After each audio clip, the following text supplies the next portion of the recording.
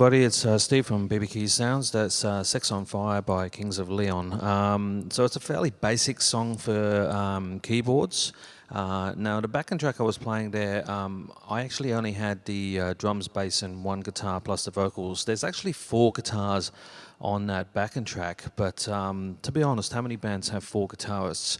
You generally have 1 guitarist or maybe 2 at the most who are changing patches throughout the song. So what I've done is I've got you sort of synth pads on, you know, with your phaser effects and things like that going on in the background, and I've programmed that to the bottom C.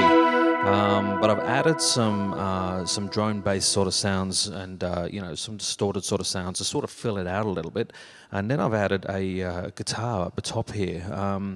It's not exact, but it really fills it out, and it just makes it sound like the guitar's got, you know, there's more guitars in the band. So so that's the pad.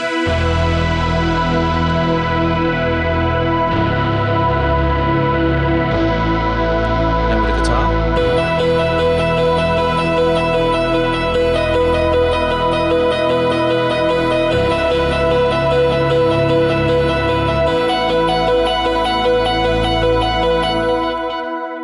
And then those strings are released like the original song. Now, if you wanted to, you know, beef it out a little bit more, if you vector up on that, I've actually added some organ sounds on there, because sometimes people like to replace sounds with organ on the keys just to give it that live feel. So I've added a couple of octave organs there.